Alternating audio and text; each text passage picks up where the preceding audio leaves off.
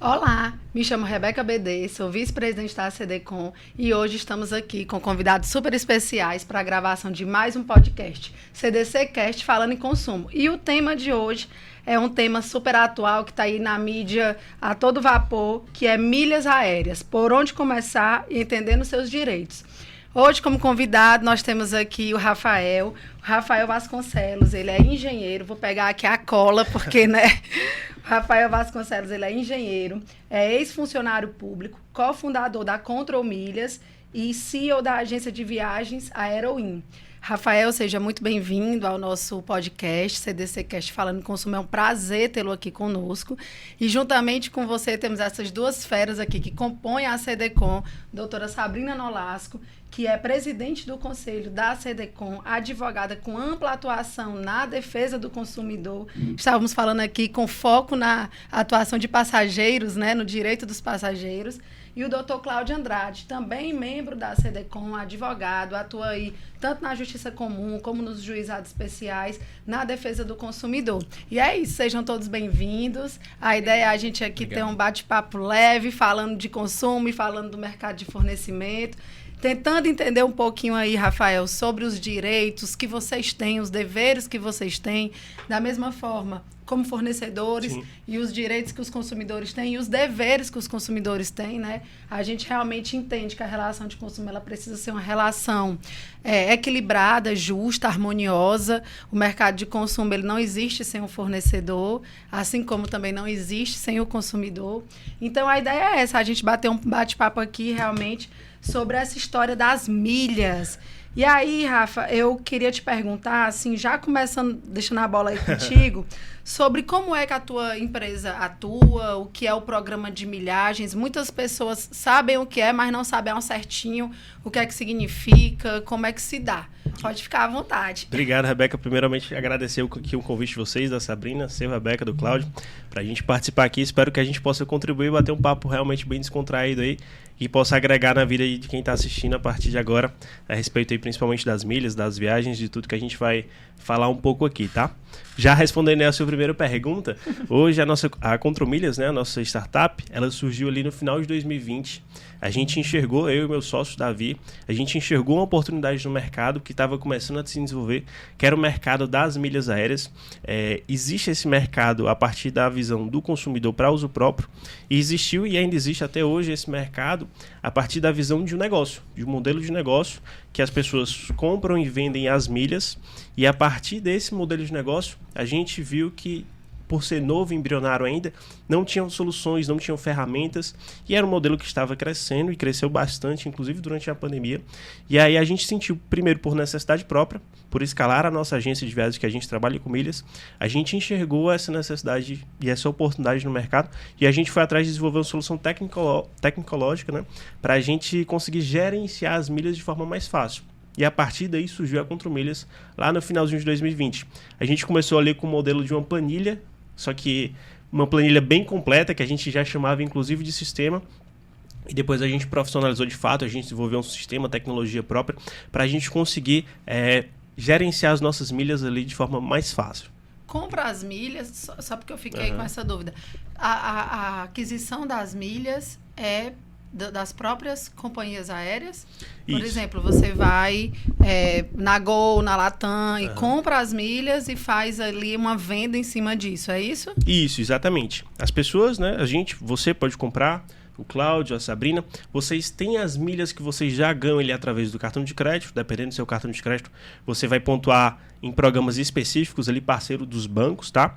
E aí você pode também comprar milhas. E a partir do momento que você compra essas milhas, esse ativo ali é seu, você pode utilizar ele para usufruir através de passagens, para resgatar produtos, fazer doação para instituição de caridades. Então, a partir do momento que você está com aquele ativo ali no programa de fidelidade, você consegue dar destino da melhor forma possível. E aí é onde é que entra a nossa solução. A gente te auxilia justamente a você dar o melhor destino, destino mais proveitoso ali para você com essas milhas. Existem diversas opções, mas nem todas elas são como é que eu posso dizer, são realmente boas ali, interessantes, né? Claro que vai depender do seu momento, dos seus objetivos, mas existem opções ali que financeiramente elas são bem ruins. Então, quando você pega as suas milhas e troca ali, por exemplo, por um conjunto de panelas, Na grande maioria das vezes, salvo raras exceções, você perdeu, né? você tá fazendo aquelas trocas, não sei se vocês lembram daqueles programas antigamente, né? Que você entrava na cabine, você troca uma banana por uma bicicleta. Doutora Sabrina, qual era a chance de você trocar suas milhas por um conjunto de panelas? Então, tô aqui querendo aprender mais pra não fazer isso, né? Porque já troquei por um airfryer e um liquidificador. Sério? Já. Mas na época foi bem vantajoso, sim. Achou né? que foi, né? Pronto. Esse é um ponto assim que eu sempre gosto de ressaltar, que primeiro a gente começa utilizando. Por mais que não seja ali da maneira mais inteligente, como a gente estava falando, não seja da maneira financeiramente mais vantajosa, mas só o fato de você estar utilizando já é um grande benefício que você está tendo. É porque muitas vezes expira antes Exatamente. da pessoa utilizar. Eu né? falo isso justamente, gastar, né? exatamente por essa questão. Para vocês terem uma noção, existem dados aí recentes, tá? Por exemplo, no ano de 2020, expiraram 43 bilhões de milhas. Bilhões com B de Brasil. Meu Deus do 43 bilhões só do que foi expirado, tá? Esquece as milhas ali que você usou, que você resgatou, quem trocou por panela, o que quer que seja. Então, o que é que acontece? Tem até uma reportagem que ficou muito famosa da CNN, que ele faz alguns comparativos ali, até mesmo sem muitas estratégias por trás, sem muito conhecimento, mas coisas mais simples. Ele pegou com esses 43 bilhões e ele disse, cara, a gente consegue emitir aqui cerca de 1,8 milhões de passagens entre Recife e São Paulo, ida e volta. Se a gente pegar a população de Recife, na época era de 1,6 milhão. Então você pega toda a população de Recife, um pouco mais até, e compra uma passagem de ida e volta para São Paulo só com a quantidade de milhas que foi expirada lá no ano de 2020. Então daí você tira a grandiosidade do quanto que a gente está desperdiçando aí de fato, de oportunidade, que seria interessante, ao menos que a gente tivesse utilizado essas milhas, que as pessoas tivessem utilizado essas milhas para fazer essas trocas, né? Eu gostei da sua fala, Rafael. Vou mudar um pouquinho o jargão. A gente costuma dizer que tempo é dinheiro. Vamos continuar aqui dizendo que milha é dinheiro, né? Sem sombra de dúvidas. Milha de fato é um ativo e vale dinheiro. E além disso, tá? Eu vou até mais longe. Às vezes vale experiências que valem mais do que dinheiro. Existem, por exemplo, dentro dos próprios programas de fidelidade, claro, sem a gente falar de viagens que por si só assim, são experiências fantásticas, mas existem, por exemplo, oportunidades nos programas de fidelidade. Um exemplo aqui é o programa da Alacor, uma agência de hotéis, uma grande rede de hotéis, que eles disponibilizam apenas para os clientes deles, através da troca por pontos nos programas de fidelidade. Então, para você ter noção, existe um camarote lá no estádio do PSG em Paris, que só os usuários, só as pessoas que fazem parte desse programa de fidelidade dele, que a gente pode se inscrever, a gente pode pontuar, só essas pessoas vão ter acesso. Então são coisas assim, realmente que o dinheiro às vezes nem consegue comprar, então vale até mais do que o dinheiro se a gente consegue utilizar aí. Valeria, até como você disse, né, a experiência. Agora, assim, eu fico me perguntando, eu mesmo, que sou uma pessoa que atua na defesa do consumidor e tudo, mas eu sinto um pouco de dificuldade nessa história dos programas de milha. Então, eu acho que a informação, ela não chega para o consumidor de uma forma tão clara, tão específica. O que é que vocês acham? Era isso que eu até te perguntar, Rafael, porque eu vi isso como um braço da educação financeira também. Querendo ou não, como envolve dinheiro, eu acredito que aí você consegue ver uma forma também como uma fonte de renda extra, não é isso? Se você souber muito bem usar as milhas, você consegue fazer ali um determinado valor. Mas é isso que eu até queria saber de você. Para quem está iniciando, para quem não sabe absolutamente nada, sobretudo os consumidores que eles conhecem a existência das milhas, mas eu acho que eles não conseguem manuseá-las da melhor forma, como o uso, como o ganho, como é que eles fazem para adquirir da melhor forma também, ou como gastar da melhor forma. Mas eu acho que um passo a passo, ou os primeiros passos para quem realmente é iniciante, o que é que você indica assim, cara, eu não sei de nada? O que é que você fala assim, não, olha, pois começa por aqui, que aí depois você vai para o mais avançado, porque eu acho que tem outras pessoas também no mercado que elas já ensinam bem isso, vendem até cursos sobre isso, né? Eu já vi muitos. E agora sim, com promessas também mirabolantes. Você vai fazer tanto, você consegue... E assim, não sei bem se é assim que funciona, né? Mas eu queria saber assim, de ti a tua opinião sobre isso. Pronto, se a gente for pegar aqui e responder a primeira parte com relação aos primeiros passos, né? Do que as pessoas podem fazer. De cara, assim, o mais básico, o mais simples que a gente pode fazer e é essencial é a gente se cadastrar nos programas de fidelidade. Eu tenho certeza, assim, que querendo ou não, a gente tem cartão de crédito, a gente tem conta em banco, ou a gente acaba utilizando as companhias aéreas fazendo viagens de avião. Então, de cara, a gente precisa se cadastrar nos 3 principais programas das 3 companhias aéreas, no caso, a Gol, Azul e Latam, que seria o Tudo Azul, o programa da Azul, Latam PES, que é o programa da Latam, e o Smiles, que é o programa da Gol. Sim. A gente faz esse cadastro gratuito e para vocês verem como são essas oportunidades. Hoje, a pessoa se cadastrando até hoje, tem uma promoção da Azul que só para fazer esse cadastro e utilizar lá um cupom específico, você ganha 3.000 milhas grátis. Só para fazer esse cadastro hoje. Então, assim, é aí que já começam respondendo a sua segunda pergunta, né? A questão da renda que é possível fazer. Cara, se a gente pega hoje essas 3.000 milhas da Azul, a gente coloca um valor médio, tá, de R$20 cada 1.000 milhas, que é o milheiro, é a unidade que a gente utiliza nesse mercado. Então, só aí você tem R$60 de um cadastro que você fez, que você pode comercializar através de plataformas aí, até depois a gente vai falar um pouco aqui da 123 milhas Sim. e Max milhas, né? Dessa questão toda que teve. Mas com essas 3.000 milhas você poderia vender essas milhas, você poderia trocar por passagens, é claro que por ser um valor pequeno ainda de milhagem, mas existem trechos que você consegue fazer essa operação. Você pode, por exemplo, resgatar por um voucher do iFood, da Uber. Então, assim, as oportunidades estão justamente aí. Como a gente vai utilizar esses pontos, essas milhas no nosso dia a dia. Porque basicamente, no caso aí, seriam 3 companhias aéreas e também a gente pega também as bandeiras dos cartões de crédito dos bancos, né? Então seriam 2 vias aí que a gente poderia seguir já para começar a ter e usar. Né? Exatamente. É isso, né? E assim, existem compras no dia a dia que a gente pode fazer, depois até a gente pode entrar em mais detalhes, que a gente compra, por exemplo, através de lojas, grandes lojas do mercado, através do site deles de parceria com os programas de fidelidade, que a gente consegue acumular também muitos pontos e milhas. Eu usava muito do posto. Quando eu ia abastecer meu carro, todo valor que eu colocava, eles também então, eles convertiam. E ele automaticamente já jogava pro meu programa de pontuação. E quando a gente fala aqui de milhas, tá, Rebeca? A gente está falando dos pontos nos programas de fidelidade das companhias aéreas. Mas a gente pode ampliar esse mercado, não só se restringir à questão ali dos programas de fidelidade das companhias aéreas em si, mas dos programas de fidelidade como um todo. Existem oportunidades aí nos programas de fidelidade de postos, de rede de hotéis, dos bancos, das farmácias, dos supermercados, que hoje está em alta também.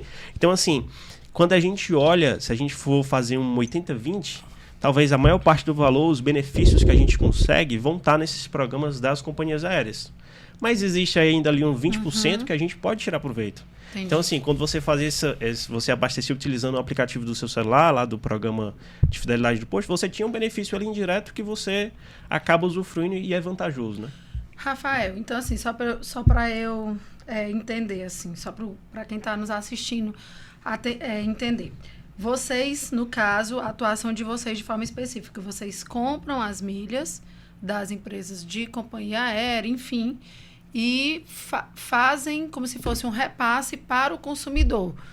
É isso? Vocês vendem juntamente com pacotes turísticos, com outras programações? Isso. Como é? A gente trabalha em 2 frentes, tá? Na parte da Contromilhas, que é a nossa startup de gerenciamento, é como se vocês hoje, né, a partir desse momento, começassem a se interessar por esse mercado e fossem querer entender mais essas estratégias, como é que funciona, o que é que eu faço com esses pontos, qual a melhor forma. Como se fosse uma assessoria, então, aí. Também de forma de assessoria, mas a gente é uma ferramenta. A gente é uma espécie ali de sistema que você consegue lançar as suas entradas de pontos e milhas, se você pagou algo ou não por aquilo ali, e você consegue controlar de forma mais fácil através da Contromilhas. Na Contromilhas, a gente trabalha com 3 vertentes. A primeira é o conhecimento. A gente está falando um pouco sobre isso aqui e vocês estão começando a ter esse conhecimento. A partir daí, a partir do momento que você começa a se aprofundar nesse conhecimento, a gente vai para o segundo pilar, que é o pilar da informação. Eu acabei de falar que hoje, até hoje, se você se cadastra no programa da Tudo Azul, você ganha 3.000 milhas grátis. Não adianta nada você saber que você precisa ter esse cadastro se você, no momento que está tendo aquela boa promoção, aquela boa oportunidade, você não tem acesso a ela. Então não adianta nada, às vezes, você saber que você pode ganhar 50% de desconto na hora que você vai abastecer lá o seu carro, se no momento que está acontecendo aquilo você não tem conhecimento. Então a gente vai para o segundo pilar, que é o pilar da informação. Uma vez que você já entende como é que funciona, opa, tá tendo essa oportunidade que é boa, faz sentido para mim, então a gente trabalha nesse segundo pilar da informação. Vocês passam aos consumidores de vocês? A gente passa também, tanto através da plataforma, quanto através de um app que a gente está desenvolvendo e vai colocar logo no mercado. E o terceiro pilar é o pilar das ferramentas de gerenciamento de gestão. Imagina só, a gente vive hoje num mundo tão corrido que a gente tem aplicativo para gerenciar investimentos, aplicativo de banco e controle de cartão e finanças pessoais, se isso se tornar um peso ainda mais compromisso, mais coisas que eu tenho que gerenciar, se eu vou transferir ou não, por quando eu transferir, então isso acaba dificultando. Depois que você passa pelo primeiro pilar do conhecimento, segundo pilar da informação, você precisa de ferramentas para facilitar essa gestão no dia a dia. E aí a gente tem isso dentro da Contromilhas também. E aí quando a gente vai para a parte da agência de viagens, aí sim, a gente compra as milhas de pessoas de terceiros e repassa através de passagens aéreas no modelo parecido com o que é 123 Milhas, as Max Milhas, né, que são 2 grandes players do mercado que recentemente estiveram envolvidas em certos problemas, mas até adiantando já, isso é um modelo de negócio saudável, apenas o que eles utilizaram ali em determinado momento é que se tornou insustentável e por isso aconteceram esses fatos aí que depois a gente vai até comentar um pouco mais. É porque assim, né, a gente, na hora que você, então, oferece, que você bota no mercado de consumo esse tipo de serviço, você vai criar uma responsabilidade pelo oferecimento desse serviço, né? Que no direito do consumidor a gente chama de responsabilidade objetiva, que está lá nos artigos, entre o artigo 14 e o artigo 7º, né, do Código de Defesa do Consumidor. E aí a responsabilidade objetiva é justamente essa, que independente de culpa. Então, aí por isso que eu estou te perguntando, assim, como você acaba virando um parceiro comercial, né? Sim.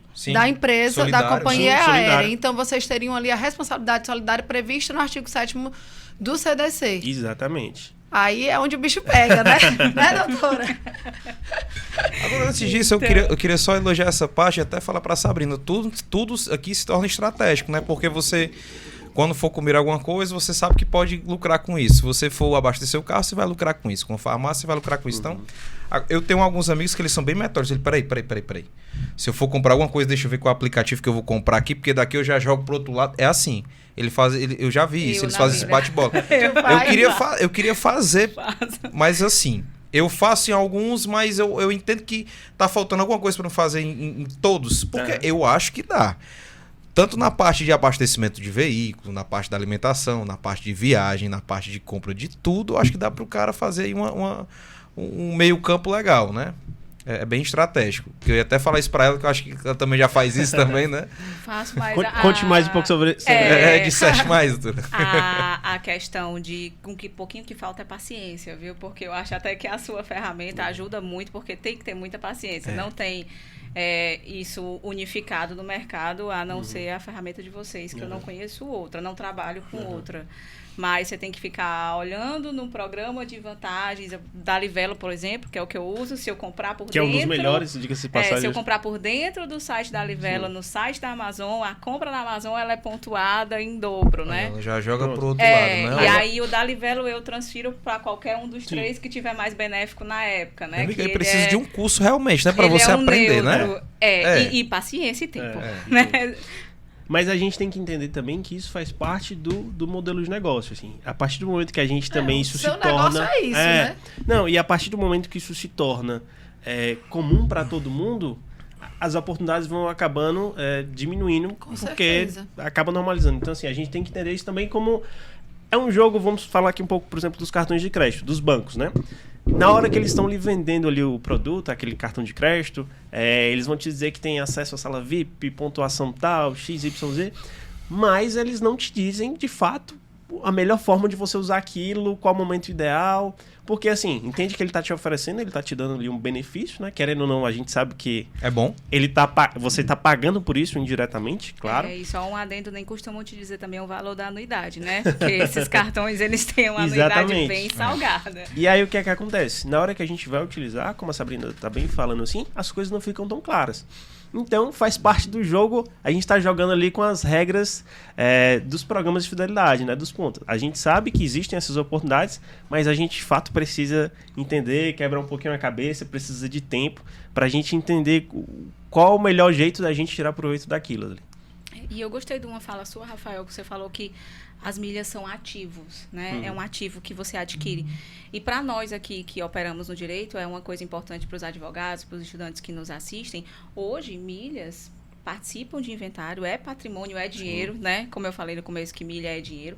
E tem sido utilizado como pagamento também em muitos processos de execução. Penhora de milha, penhora desses programas de vantagem. É um crédito, né?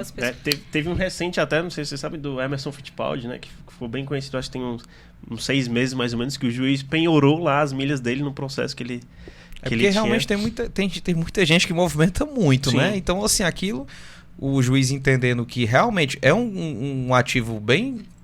Não vou dizer valioso, porque todo ativo é valioso. Assim, a título de recebimento, ele é válido. Mas, como crédito, é óbvio que ele vai realmente falar, não, tem cabimento, tem fundamento também, então vamos, né, conceder a decisão, né? Basta também a gente verificar como são os acordos nos processos judiciais. Porque a primeira coisa que as empresas oferecem, né, são as milhas. São vouchers, são milhas.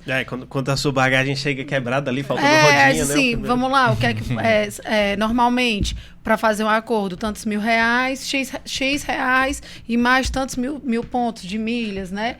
E aí o consumidor, eu não sei aqui a experiência de vocês, mas o que eu vejo muito é que, no primeiro momento, o consumidor e até mesmo os advogados, eles têm uma certa resistência em aceitar esse programa de milhagem. Esse programa de milhagem não, essas milhas, né? Como parte do pagamento da indenização. E hoje eu já noto que isso vem mudando. Sim. O que é que vocês percebem aí na atuação de vocês? Eu vejo, pelo menos particular da minha atuação, que é um recebimento bom e rápido. Por quê? Porque você já consegue operar de alguma forma aquela milha, aquele voucher. Normalmente são mais vouchers que são ofertados aí no acordo desse. Reais, né? Há um tempo as companhias aéreas costumavam fazer assim. Elas ofertavam a título de acordo, por exemplo, no processo judicial, uma parte em vouchers para você utilizar, para você doar, mas não para você comercializar. E a título pra também... utilização própria, né? Ou mas então poderia você doar. Ser também de familiares. Sim, não tinha você pode doar a terceiros também. Você só não pode comercializar, você pode doar, entendeu? E a metade, às vezes, em pecúnia, em dinheiro, realmente, né? Então se tornava bem mais interessante. Mas hoje, pelo menos o que eu tenho visto é que o cenário mudou um pouco. As companhias aéreas, normalmente, elas estão tirando mais essa parte da pecúnia e ofertando mais vouchers. E aí, também eu acho que só tem que ter tão cuidado. Interessante, né? Porque tem que ter o cuidado de você visualizar também até onde você pode usar os limites daquele voucher, porque o advogado que ele não tem o costume de atuar nessa área, ele simplesmente, num ato de pressa, ele acaba aceitando e sabe nem se vai ser bom para o cliente dele e muito menos para ele, né? Mas eu acho também válido testar a Sabrina também, que ela já tem a experiência nessa área, e ver o que ela acha sobre a questão do recebimento desses, digamos que honorários também, porque querendo ou não, você vai ter um acordo final com o seu cliente em relação a isso, e aí fica aquela questão, né? E aí como é que fica, né? Normalmente, o que eu tenho visto, e eu acho que ela também vai concordar com isso, que até para o advogado, algumas companhias aéreas já reservam. Olha, esse aqui é para o advogado e esse aqui são para os clientes. Eu tenho algum. Eles já sabem que vai ter essa disputa, aí eles já fazem essa divisão também, o que é válido também. Eu tenho alguns. Tem até uma colega que me apelidou de o terror das companhias aéreas. Não faz isso, não é porque eu gosto de investir em experiência. Para mim é o maior investimento que tem, né? E eles têm esse costume, por exemplo, nos meus casos, né, já para mim, não sei se eu tô com algum cadastro negro lá, não sei, já chega a oferta em voucher de honorários. Olha, tem o seu voucher de honorários e tem o voucher para o seu cliente. Com relação ao meu cliente, eu sempre consulto se é interessante para ele, porque isso depende muito do perfil da pessoa. E até falar de forma antecipada para ele que isso pode acontecer também. E é isso, que já entra a experiência muito do perfil na área. Da pessoa. Às se vezes é uma pessoa que viaja viajante, muito, né? vale a pena. Tenho muitos clientes que ocorreram esses problemas em viagem a trabalho. Né? Não era nem uma viagem pessoal. Então, não vou viajar de novo. E às vezes, né, Rafael, infelizmente, fica até uma experiência muito ruim com relação às companhias aéreas. Alguns traumas, né? Eu tive uma cliente que comprou uma passagem aérea e foi mandada de ônibus pro destino. Né? Então, ela disse assim, eu viajo de Varig. Eu fiz, entreguei a idade dela, né? Ela disse, pois é, pra você ver como nunca mais eu viajo. Varig é antiga. Não conheço não, viu? Não é do meu tempo não, só ouvi falar, eu só vi as notícias. É isso. E ela disse, eu viajo de Varig, mas por essa companhia eu não viajo mais. Eu disse, tá? Porque assim, existiu aí uma quebra na confiança, né? Normalmente, quando tem uma quebra na confiança, o cliente, você pode botar ouro em pó na frente dele e eles, não, aqui eu não quero mais. Porque quebrou a confiança, ele não quer mais fazer nenhum tipo de serviço com ele. Por isso que eu te perguntei, Rafael, assim, sobre como é, porque você acaba assumindo também responsabilidade quando você comercializa, né, passagens aéreas junto com o teu produto. Ainda que seja no sistema de milhagem ou não, tu acaba tendo aí algum tipo de responsabilidade, né, sobre isso. Exatamente. Isso é aquilo que às vezes tira o nosso sono ali, né? Porque principalmente quando a gente trabalha com viagem, tem voos 24 horas. Isso. Então vamos lá. Hoje teve um cliente nosso que voou 2 horas da manhã, que chegou, o voo foi atrasado. E aí a gente tem todo um trabalho de dar um suporte, seja num caso desse, por exemplo, que... Aí eles reportam a você, numa situação dessa, a vocês? Sim, porque querendo ou não, agência, né? a gente é um primeiro contato, é um contato mais fácil, e por estar dentro dessa área a gente já sabe mais ou menos como é que funciona. Por exemplo, semana passada teve um cliente lá em Congonhas que teve um voo de um jatinho particular, que acabou quebrando lá o trem de pouso, o avião raspou na pista, fechou o aeroporto, 4 horas... Aquele interditado. Caos, você imagina aquele caos em Congonhas. E o passageiro precisava retornar para Fortaleza. Então o que é que acontece? Cara, faz o seguinte, pega um atestado, algo aí informando que o aeroporto fechou e tudo mais. Da ANAC, né? E em paralelo eu já estava procurando um voo para a gente adquirir um voo saindo de Guarulhos, porque eu sabia que Congonhas não estava sem previsão para reabrir. Então a gente já faz esse trabalho, todo esse suporte, mesmo sabendo que a gente não tem diretamente, né, uma responsabilidade. Às vezes nem a companhia tem, porque foi algo fortuito, né? Fortuito, exatamente. Mas, solidariamente, a gente sabe que todo mundo ali está no mesmo barco. E aí a gente vai dando esse suporte, porque no final das contas, o que a gente precisa, e o que a gente entende aqui como negócio, é a gente resolver o problema. A gente precisa resolver o problema do passageiro do jeito Agora, que fica melhor para ele. Eu concordo com a Rebeca quando ela fala assim, exatamente essa expressão, é trazer muita responsabilidade, porque, veja, é como você mesmo já admitiu, tipo, quando esse tipo de coisa acontece, os clientes, primeiramente, reportam a você porque você é um contato fácil. Porque imagina, na hora tem uma fila grande, tá tendo muito tumulto, o e-mail provavelmente não vai ser o melhor canal, o telefone pode até ser, mas vai demorar também para resolver. Então eles vão te puxar. E o que eu utilizo muito, e aí eu vou trazer um pouquinho já para a área, o que é que eu utilizo muito nos casos corriqueiros lá do escritório? É que quem ofere o bônus também vai arcar com o ônus. Ou seja, se eu lucrei, se existe realmente a cadeia de consumo ali existente, todos os fornecedores lucraram, concorda? E ele sabe disso, né? O Rafael aqui falou pra gente, né? E já dá todo esse suporte. Isso até serve pra você, Deus me livre, né? A gente não quer que isso aconteça. Demonstrar lá na frente, não, olha, eu prestei todo o suporte e realmente aquela história. A gente, mesmo que seja solidário, sim, quem realmente causou aquele dano em específico foi X, né? Apesar de sabermos que a responsabilidade é conjunta, é solidária, né? Mas digamos que seria um atenuante, né? Para tentar pelo menos amenizar um pouco, né, o problema. Mas quando a gente para observar também, Cláudio, isso acaba se tornando um diferencial. Sim. E aí eu trago, por exemplo, um exemplo aqui do nosso negócio. A mesma passagem que você compra comigo, qualquer pessoa pode comprar com a gente. Claro. Poderia, por exemplo, comprar direto no site lá da companhia aérea. E no site da companhia aérea ele já não teria esse meio de campo para tentar ajudar, auxiliar. Então, assim, é como você bem falou, né? Todo bônus vem com ônus aí no pacote. Exatamente. É um pacote. Na teoria, né? Na doutrina, isso é chamado de teoria do risco. Que é o fornecedor, ele... vai, né? A pessoa... mas é porque, gente, eu preciso falar. Não, mas tem que falar até pra... Porque, assim, a teoria do risco ela é justamente essa. A pessoa que desenvolve a sua atividade profissional, coloca no mercado de fornecimento, coloca no mercado de consumo a sua atividade profissional, ela faz isso com o intuito, que é de lucrar. Obviamente, ninguém está ali para não ganhar dinheiro. Todo mundo está ali para ganhar dinheiro. Inclusive, nós, como advogados, oferecemos o nosso serviço e queremos ganhar dinheiro, né? Graças a Deus. Graças a Deus. E precisamos disso. Então, se nós vamos colher os bônus do desenvolvimento dessa atividade, então nós também respondemos pelos ônus do fornecimento dessa atividade. Nós, que eu digo, na condição de fornecedores. Então, isso aí que o Cláudio falou é muito pertinente, Porque é justamente isso. Aí o cara que vai colocar no mercado de consumo, no mercado de serviço, um serviço ou um bem, ele precisa estar preparado para esses infortúnios que vão acontecer e que não é responsabilidade de ninguém, mas é responsabilidade de todo mundo, meu amigo. Não foi culpa de ninguém, mas é responsabilidade de todo mundo da cadeia. E acontece muito, né, Sabrina? Tipo, no dia a dia você vai ver, se você passar uma semana fazendo visitas nos aeroportos, você vai ver todo santo dia problemas, né? E faz parte, querendo ou não, faz parte. E assim, tem problemas que as pessoas acham que às vezes você, enquanto advogado, tá fomentando ali o litígio, mas não é isso. Você não está instigando nada. O problema é você fazer um trabalho para informar os consumidores é uma coisa que eu acho muito válido, porque veja, muita gente não conhece a resolução a resolução 400 da ANAC, que ela regulamenta tudo, né? A questão do que acontece no caso de atraso, cancelamentos, remarcação. Então, tudo isso, quando o consumidor tem ciência disso, nos locais ele vai até saber como já trabalhar ali alguma coisa para a solução dele, né? Exatamente. E o seu trabalho, enquanto suporte na sua empresa, é essencial também porque você é o primeiro contato mais fácil dele. Ele conhece bem a resolução. Ele conhece bem a resolução. Exatamente. É a ferramenta. Eu trabalho com isso, né, Rafael? Então eu tenho que saber, né? É uma obrigação, né? Mas isso é fantástico, esse trabalho que você desenvolve, porque você já ajuda muito eles.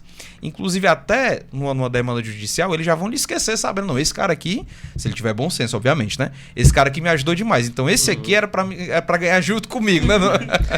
E digo mais, assim, isso acaba, como eu te falei, né? Vira um diferencial competitivo e isso acaba trazendo mais pessoas, o bom e velho indicação, boca a boca, justamente por conta desse suporte que a gente dá.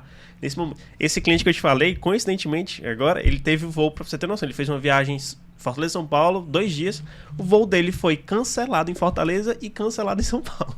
Assim, ele deu a sorte máxima. Gente, mas foi algum livramento. Então, assim, mas imagina, eu dei o suporte do cara no primeiro voo aqui, a gente remarcou no voo de volta. Então, assim, é algo que o cara fica grato, o cliente ali, ele resolveu o problema dele, que talvez ele não teria resolvido de forma tão fácil e tão rápida, prática, né? assim. E a regra, infelizmente, é essa. Ele não conseguia realmente resolver naquele momento, porque são muitas pessoas, os funcionários muitas vezes não têm culpa, porque não parte deles, mas a logística acaba trazendo eles ali para confusão, né, digamos assim. Exatamente. Eles não têm culpa, mas às vezes também não tem preparo, né? Não tem, infelizmente. E mexe muito com o emocional, né, Rebeca? Porque você, quando viaja, você, principalmente agora no fim do ano, nossa, eu tava dando uma olhada, o número de casos de cancelamento e atraso de voo nesse semestre, e eu acho que pode ser até que piore agora no final do ano, porque agora a rotatividade vai ser maior. As pessoas gostam de viajar no final do ano. Cresce bastante esse infortúnio, né? Então, é sempre ter aquele cuidado de realmente saber quais são seus direitos. Se não tiver nenhum documento, seus deveres também, de chegar na hora, de você simplesmente não jogar responsabilidade para nenhuma companhia aérea de forma leviana, né? Porque também é uma responsabilidade para o consumidor. Não, com certeza. Pegando esse gancho aí do cancelamento, Sabrina, você que atua muito nessa área, né? Existe muito essa história do cancelamento unilateral do cartão de crédito e com o cancelamento do cartão de crédito, as milhas, cancelamento do programa de milhagem, sendo que a pessoa já estava num nível lá em cima, existe muito isso, né? Rafael, eu não sei, a gente estava até conversando aqui no off nesse dia, eu também tenho algumas dúvidas, depois eu quero até que você diga as suas dúvidas, mas uma situação que eu me deparo muito, como eu gosto muito de viajar, e costumo conversar, assim, com os amigos sobre milhas, né? Porque eu não tenho conhecimento especializado como você. Mas aconteceu recentemente, por exemplo, alguns determinados cartões de crédito você passa 1 ano, 2 anos, 3 anos pagando anuidade caríssima para atingir um nível, né, de pontuação e, de repente, como aconteceu com o cartão do Pão de Açúcar, por exemplo, a partir do mês que vem, a sua pontuação não vai ser mais 1/1, vai ser 1/5. De forma unilateral, né? Totalmente unilateral. E assim, eu era um cartão que eu tinha, eu registrei reclamação, cancelei o cartão e consegui recuperar os meus pontos, né? E isso até a grande valia disso que a gente está fazendo aqui, porque eu soube pela mídia. Eu não recebi nenhum e-mail, e isso é uma premissa básica do Código de Defesa do Consumidor. Você aí diz assim, mas não tinha como avisar todos os consumidores para receber o cartão em casa sem solicitar. A gente recebe. Porque eu já recebi 2, né? Ultimamente eu recebi até o do Latam Peças. Isso aqui eu acho que eu vou manter para ver se é bom. Mas para te aliciar, para te enviar os cartões sem solicitação, eles enviam. Agora, para o que interessa o consumidor, a mudança do contrato, né? E o direito à informação clara e objetiva é um direito básico do consumidor, né? E isso é totalmente ilegal por parte das operadoras de cartão de crédito. Não é porque, isso é importante a gente deixar claro aqui, não é porque é um programa de benefício, né? Que às vezes a pessoa acha, não, mas é um benefício, eles podem fazer o que quiserem. Se você está pagando por isso, você paga através da anuidade e você paga através do maior bem de valia hoje, que é a sua informação. Sim. Né? Aquilo dali eles usam com outras empresas, a sua informação é vendida, não se engane, que não existe almoço grátis, né? Exatamente. Como a gente bem falou, assim, né? Nada desses pontos e dessas milhas, por mais que nós, enquanto consumidores, tenhamos a sensação de que estamos ganhando. Não, se a gente está ganhando, tem alguém ganhando muito mais em cima. Então, assim, a gente paga, você me falou aí, tanto com as nossas informações, quanto indiretamente ali através da própria relação de consumo, da anuidade, dos serviços que você está adquirindo por fora, da taxa do cartão que às vezes não é você, obviamente, mas é o próprio comerciante que está pagando ali. Então, isso tudo tem um custo e é considerado aí na ponta do lápis. Rafael, dessas problemáticas que vocês encaram lá, né? Quais são as que você vê com mais frequência? De cancelamento, de passagem? Existe muito, Rebeca, o bloqueio das contas por parte de forma unilateral pelos próprios programas de fidelidade, por suspeitas de fraude ou o que quer que seja. É verdade. Esses dias o meu pai... Lá vem eu. Esses dias o meu pai estava dizendo, minha filha, bloquearam, e ele tem não sei quantas mil milhas, porque viaja toda semana. E aí ele disse assim, eu perdi todas as milhas, e eles mandam um e-mail, mas não chega. Dizem que mandam um e-mail, mas não chega o e-mail.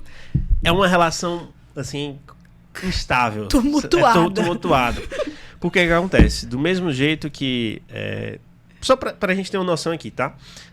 A 123 Milhas, né, que teve recentemente esse grande problemática, ela tinha um contrato de compra e venda de milhas com a Azul, a companhia aérea Azul, através do programa de fidelidade Tudo Azul. Mas quando você vai lá no programa de fidelidade da Tudo Azul, e não especificamente só Tudo Azul, mas todos os programas, existem as cláusulas dentro do regimento dos programas de fidelidade que não permite a venda, a negociação e a intermediação dessas milhas, porque falam justamente que é um bem, é uma moeda de troca ali, um bônus que eles estão lhe dando.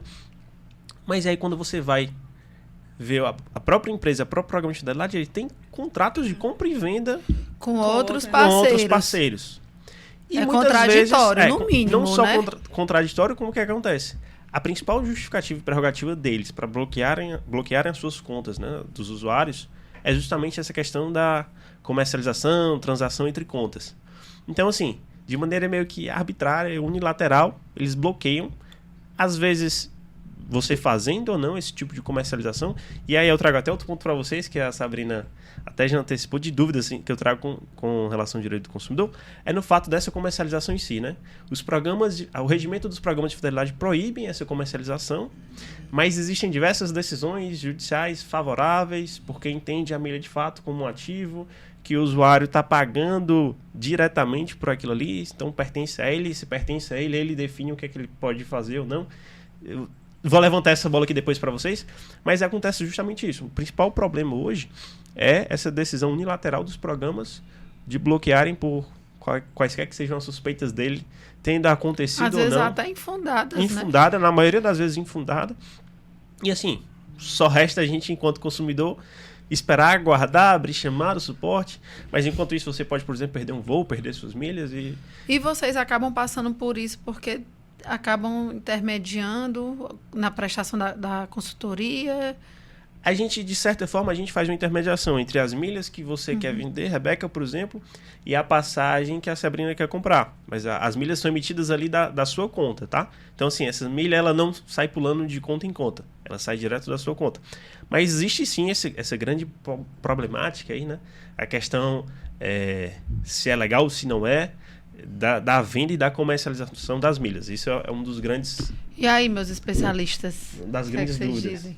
Eu acho um absurdo, né? Porque, como a gente está comentando, é um ativo meu que eu estou adquirindo, que eu estou pagando por ele. Ainda existe um terceiro ponto. Nem sempre é um programa, nem sempre é uma milha adquirida através de compra. Às vezes você compra a milha. Sim. Dentro do próprio programa. De compras extras, né? Que tu diz, dentro às do vezes próprio você programa. compra. Eu compro você milheiro, compra, eu compro dentro do programa da Tudo Azul ou dentro do programa da Latam, eu pago pela milha.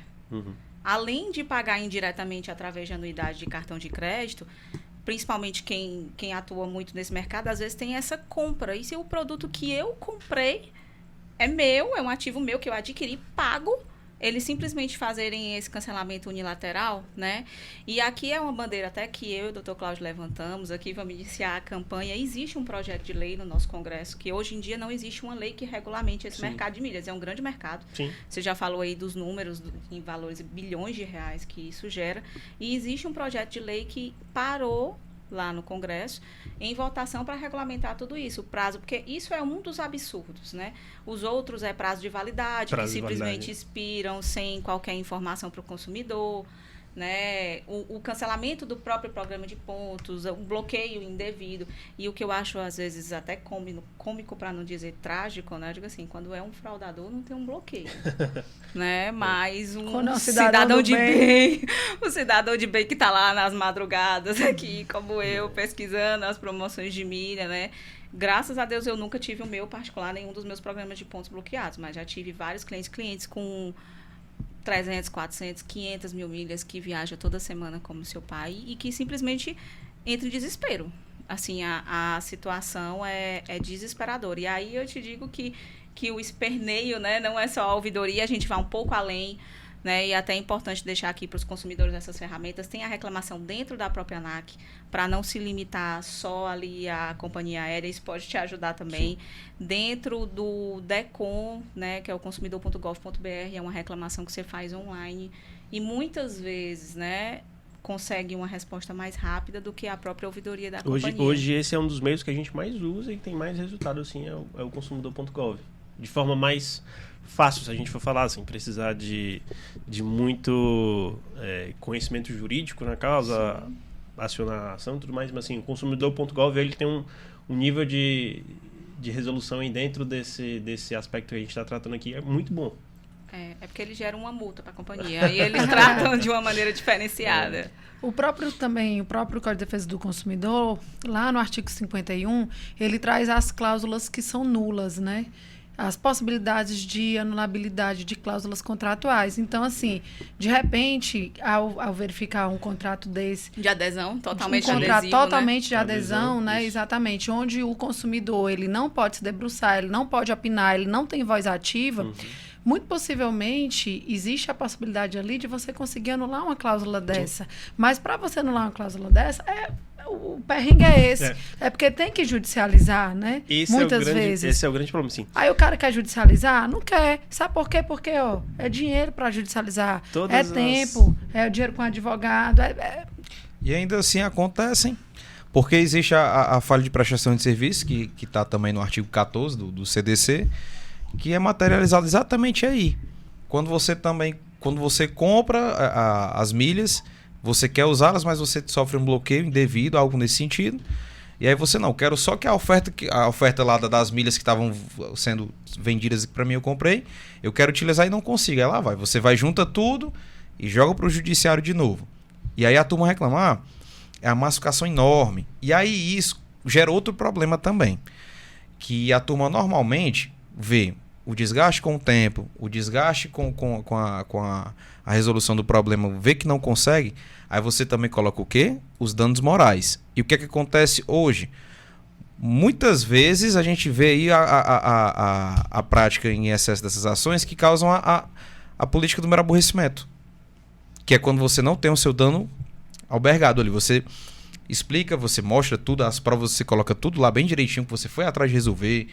Não deu certo, mas infelizmente em algumas situações é entendido assim, que isso tudo, esse bloqueio que você teve, por exemplo, nas suas milhas, a forma que você foi para buscar a resolução sem precisar do judiciário, você leva para a mesa dele e mesmo assim às vezes entende-se assim, né, como se fosse um mero aborrecimento. Não indenizável. Não indenizável, exatamente. Aí o consumidor e sem voucher, e sem nada, aí o consumidor acaba ficando assim, realmente não vale a pena, quem que vai me salvar, né?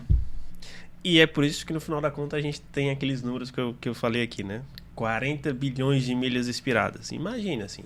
Então, se hoje, com toda a informação que a gente tem, exemplo aqui da Sabrina, do seu pai que você está falando agora, com todo esse conhecimento, a gente já enxerga essa certa dificuldade, morosidade para conseguir resolver esses problemas. Imagina para quem não tem nem esse conhecimento aqui que a gente está tratando. Então, assim, no fundo, a conta para eles fica muito mais vantajosa, né? Essa dificuldade, por mais que perca ali nos processos, que pague danos morais e tudo mais, mas no final do ano ali o saldo fecha positivo. Exatamente. Agora, eu imagino que, assim, para operar uma... Como é que eu posso dizer? Uma companhia aérea? Não, uma companhia aérea, um programa de pontos, um serviço, né, como esse... Tem que ter uma mega organização, porque a gente viu agora o caso 123 milhas, né? Então, 123 milhas, como a gente estava conversando aqui nos bastidores, você chegava nos aeroportos e tinha lá 123 milhas. Estampado. Ainda tem, né? Pois é. Só não tem um guichê. É um marketing enorme. Você se sentia totalmente confiável, né? Em adquirir ali, porque seus amigos já tinham voado aqui. Você disse, não foi, Sabrina, que chegou a viajar com 123 milhas. E aí os caras vão e, de repente, ali por um erro na execução, ou, enfim, algo que até não está... Má administração, eles não conseguem continuar operando. E aí o consumidor, ele sai lesado de toda forma, né? Então, eu imagino que também deve ser um desafio para vocês, porque é uma atividade que não depende exclusivamente do que vocês fazem, mas acaba que vocês também dependem aí muito das companhias. Sim. Esse caso em específico da 123, Rebeca, assim, foi como a Sabrina até já antecipou, foi realmente má administração. Assim, ficou claro no final. Eles tiveram um azar assim, tão grande, que a gente pode chamar, que aconteceu esse problema durante, eu não sei se vocês acompanharam, mas estavam tendo a CPI das pirâmides financeiras. Então, assim, é como se você tivesse na hora errada, no local errado, né? Você estivesse dirigindo bêbado e sem carteira e a Blitz estava te esperando na frente, né? Mas aí você estava todo errado. Sim. Aí é justamente essa questão. Eles estavam operando de uma forma... Mas o que é que acontece? Assim, leviana, o grande azar, assim, que eu posso dizer deles, é porque estavam tendo essa CPI das pirâmides financeiras. E tentaram ali, de certa forma, incluir eles dentro da CPI. Se não tivesse existido a CPI naquele momento, é claro que teria sido o processo e tudo mais, mas ganhou uma grande repercussão justamente porque... Por isso, né? Assim, eles anunciaram que não ia mais cumprir aquele pacote flexível numa semana. 2 semanas depois, os donos estavam depondo uma CPI. Assim, foi muito rápido. Foi a toque de caixa, isso ganhou uma repercussão muito maior e, consequentemente, acabou afundando ainda mais... Não vou dizer afundando mais, mas acelerando esse processo de crise mesmo assim da empresa, né? E o que aconteceu ali foi de fato uma má gestão da empresa. Ficou claro depois, até na CPI os próprios donos falam, como você falou, eles tinham propagandas em todo o país. Para vocês terem uma ideia, no ano de 2020, 2021, eles foram a empresa que tiveram mais gastos publicitários no Brasil. Pensa em qualquer empresa do Brasil, Nubank, qualquer grande Big Tech dessas, cara. A 123 milhas foi a empresa que mais investiu em publicidade. Para vocês terem noção, lá eles abriram os números durante a CPI, tiveram que fazer isso, né? Não que eles quisessem, mas assim, a empresa faturava 5 bilhões, eles investiam mais de 2, 3 bilhões em publicidade e marketing. Então foi algo realmente ali que ficou insustentável. O modelo de negócios em si... Foi uma má gestão. Leva a crer que foi uma má gestão. Não só uma má gestão, mas eles se posicionaram durante algum tempo como se fosse uma fintech. Como a gente já viu diversas fintechs que te oferecem bônus e bônus porque querem aumentar aquela base de clientes e de alguma forma esperam que aquela base de clientes ali deem um valor, eles desenvolvam outro produto, eles consigam operar em cima dessa base de clientes. Como a gente vê, por exemplo, o exemplo da Uber, né? Que até pouco tempo, acho que até hoje ainda opera no negativo, mas é uma empresa que vale bilhões. A 123 milhas durante esse tempo dela, esse final, principalmente, elas se posicionaram muito nesse modelo de negócio de aumentar a base de clientes, vender muito e muitos clientes. E isso acabou se tornando sustentável, a gente viu por isso. Mas o modelo de negócios de agência de viagens baseadas em milhas é sustentável sim, mas como todo negócio, como todo nicho, existem aquelas empresas riscos, ali, né? Que acabam, exatamente. Ruins, né? Exatamente. Na sua opinião e no seu negócio, né?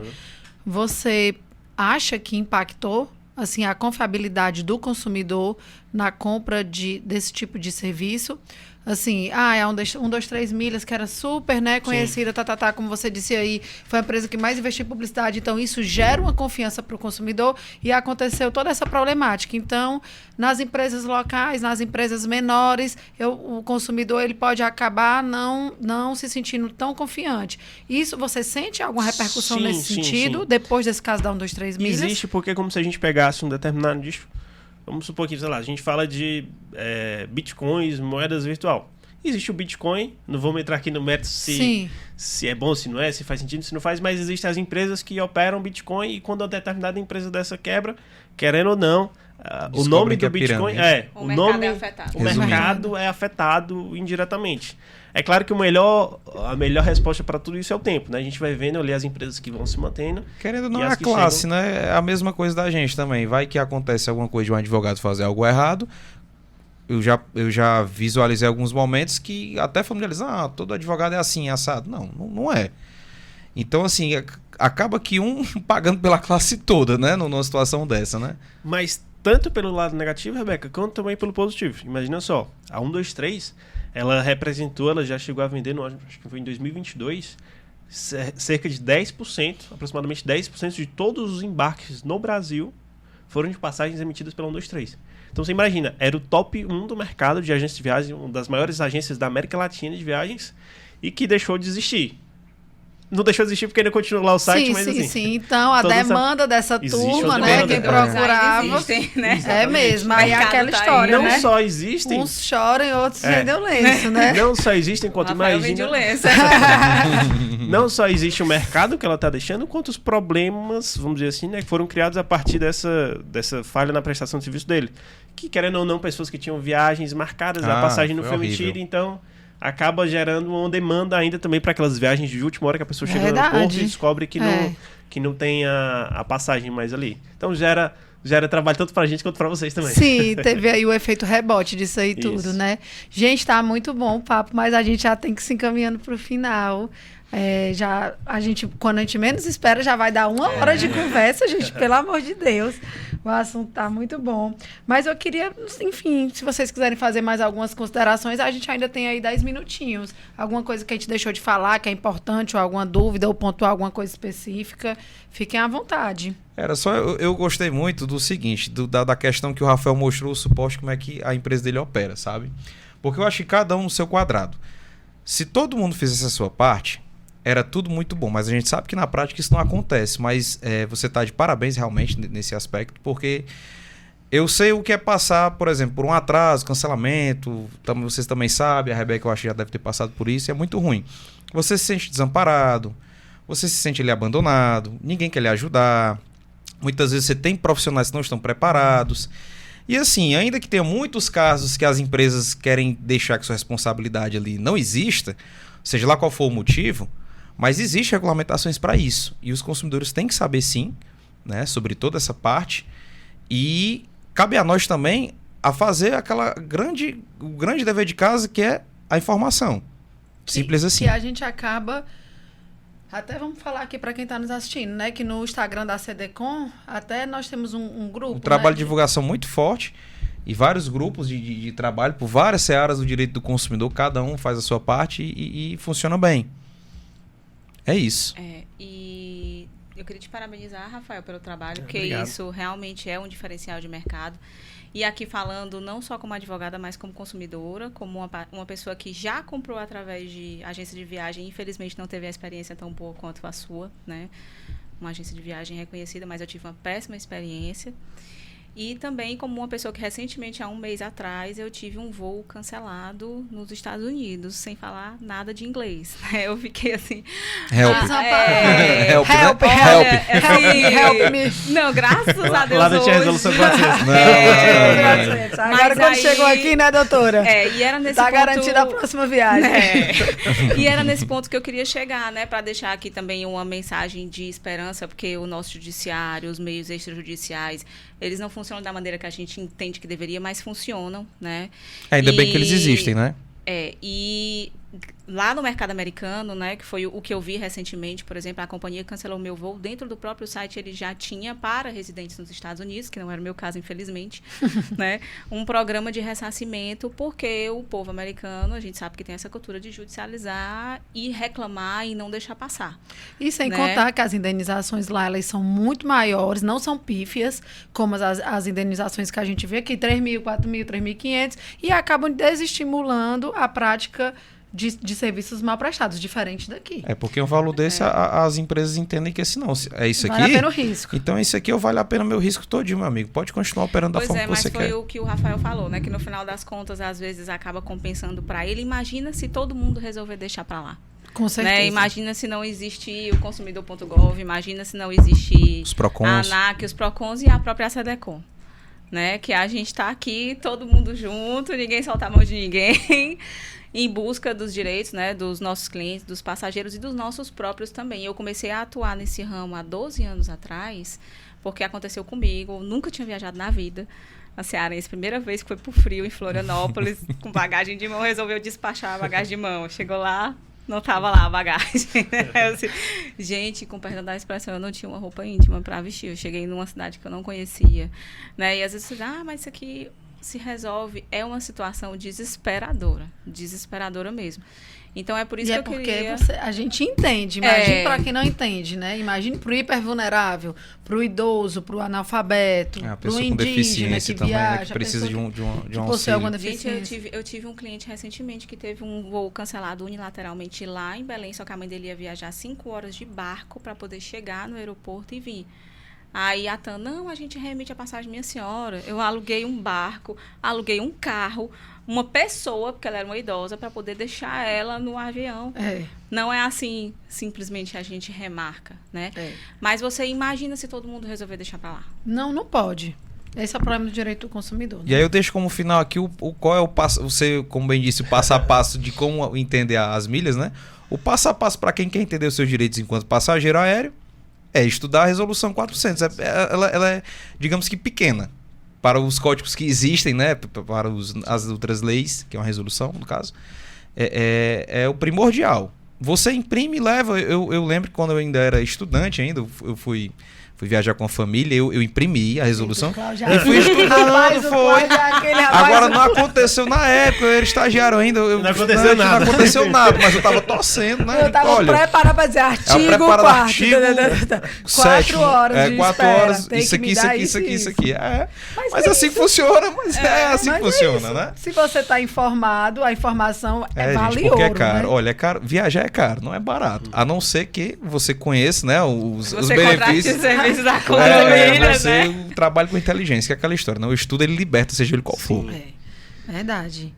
É isso, Rafael. Se você quiser fazer mais alguma consideração, finalizar. Eu acho que o importante é a gente lembrar que no final todos nós somos consumidores. Então, assim, a gente não está aqui exigindo nada demais, nada que não seja... previsto. Nada que não seja previsto, exatamente. Sim. E nesse momento aqui a gente está falando das companhias aéreas ou dos programas de sociedade, mas assim, no fundo a gente é consumidor em quaisquer tipos de serviços. Às vezes a gente está como prestador, que a gente como agência, como empresa, vocês como prestador de serviço, advogado. Então assim, no fundo é importante tudo isso ser de fato colocado em prática, porque a gente é beneficiado também, né? Então assim, tanto eles quanto a gente, todos nós no final do engodo ali, a gente é prestador de serviço, a gente é consumidor, cliente, então assim, todo mundo sai ganhando. Às vezes a gente não consegue enxergar isso, porque a gente fica fechado ali com a nossa visão do nosso negócio, mas no final todo mundo sai ganhando. Eu vejo muito isso, que o fornecedor bem informado, ele tem muitas chances de ter um negócio próspero. E o que acontece é que durante muito tempo aquele bordão, né, de que o consumidor tem sempre razão prevaleceu, e isso fez com que o fornecedor ele se fechasse. Ele se fechou por quê? Porque o consumidor tem sempre razão, então eu vou me fechar aqui para tentar me blindar, me proteger. Mas a gente vem caminhando para um tipo de relação de consumo que não é mais assim. relação de consumo muito mais harmoniosa, muito mais equilibrada.